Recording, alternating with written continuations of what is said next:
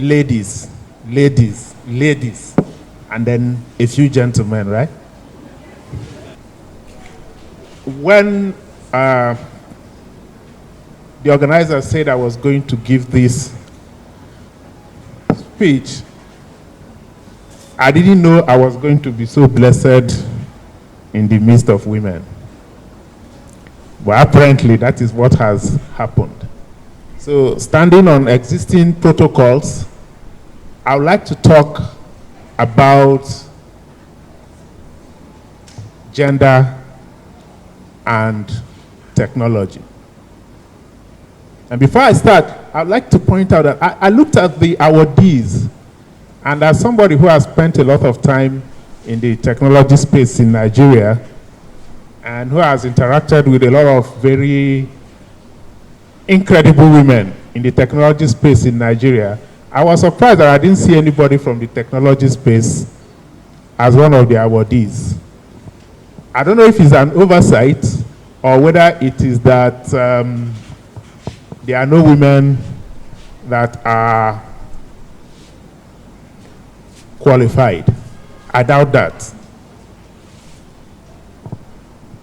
So when we talk about computing especially, many people forget that originally the word computers was applied to people who actually physically, manually computed things like artillery tables for the military. And after, they also started computing trajectories for rockets. And guess what? Those computers, human computers, were 99%, in fact 99.5% women.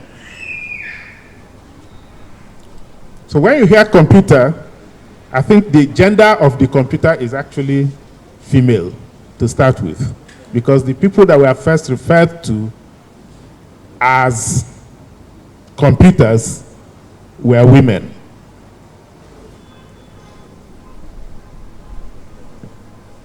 And when we start thinking of the pioneers in computing, it's interesting that many of them are actually women. So we have somebody like Countess Ada Lovelace.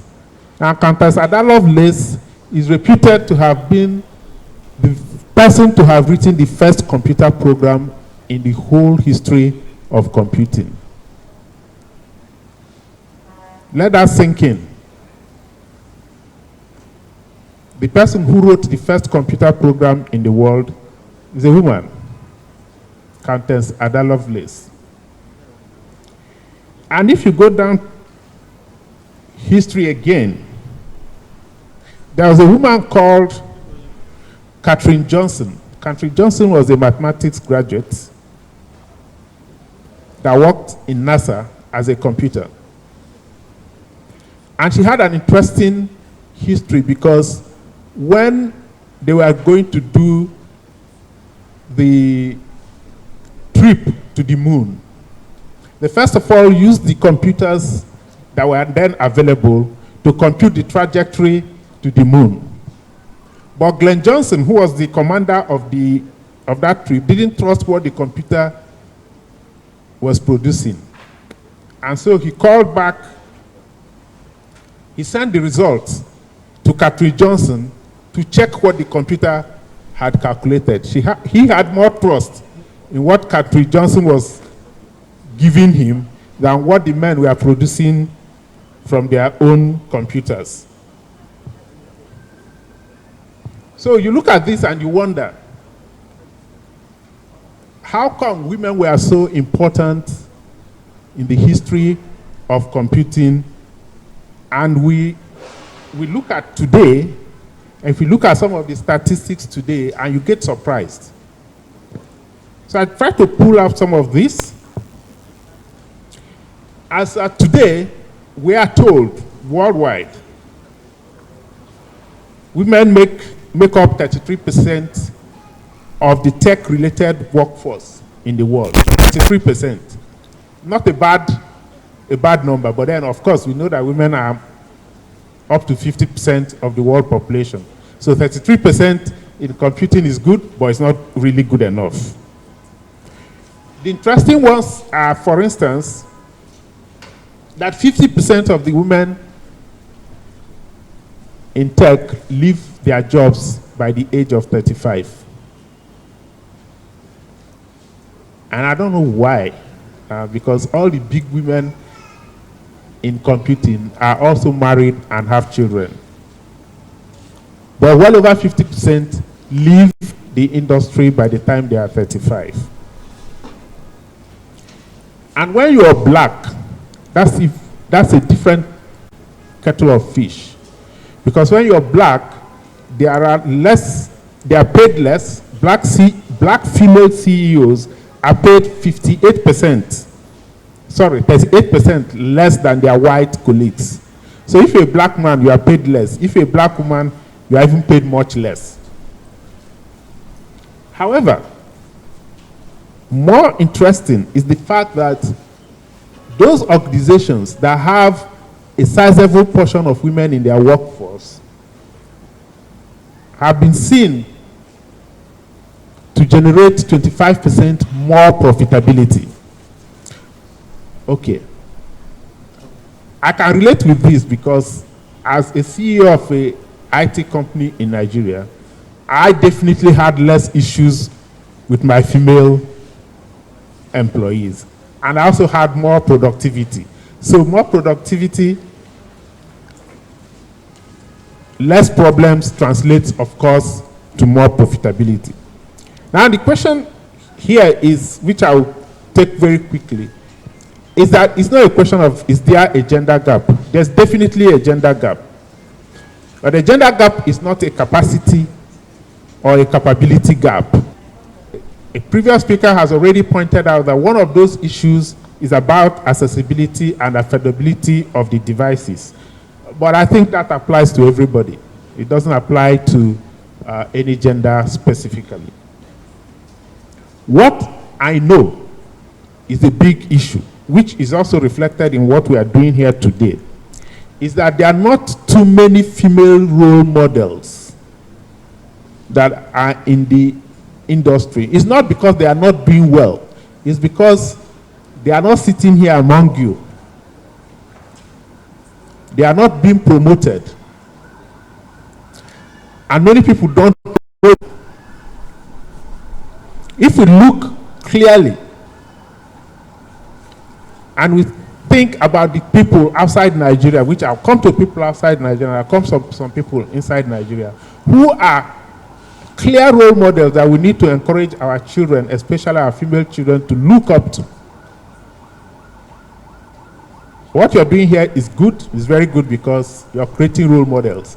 And I'm just saying, if you want more women in technology, you have to create female role models. Female role models, for instance, like Marissa Mayer, who used to be the CEO of Yahoo. Marissa Mayer was CEO of Yahoo for about 4 or 5 years. Then we have somebody like Gwen Shotwell. Gwen Shotwell is currently the president of SpaceX. You know, Elon Musk's company, SpaceX, the one that is sending all the rockets to space. Guess who is running it? It's a woman. And it's not about saying she's a woman. She's actually an engineer, an aerospace engineer. But she's running that company as we speak today. So when you hear SpaceX has launched a rocket, Elon Musk has nothing to do with it. It's this woman who has been running that company. And then, of course, historically, you have people like Grace Hopper.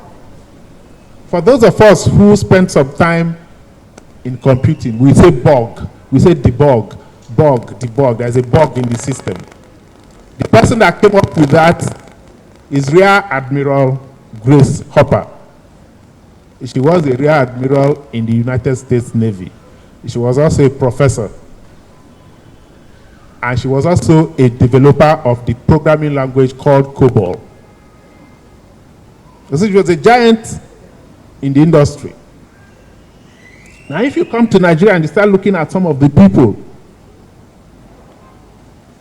that have driven the Nigerian industry, you'll also find a lot of women playing significant roles.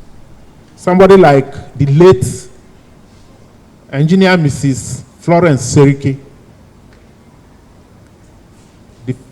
the founder and CEO of Omatech Ventures, Omatech Computers. Omatech Computers started the local manufacture of computers in Nigeria. She's late now, but she was a giant in the industry. And she was a chemical engineer. I went into IT and became a giant among the men.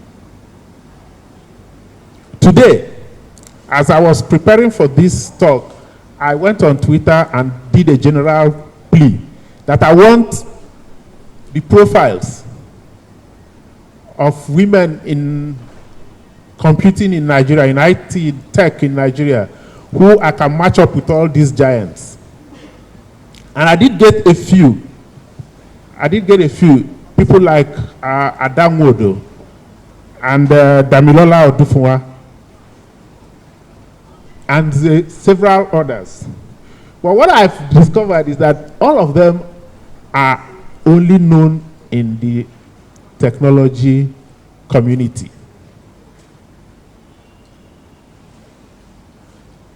In fact, I was saying I'll invite somebody that is currently the general manager for Fifth Lab. Fifth Lab is a computer warehouse group company, and she's a lady, Moradeke. She's an exceptional lady. And so when we look at what's going on, it's not enough for us to train the women. We also need to start recognizing the women who are also in computing. The day is long gone. I are probably standing between us and lunch.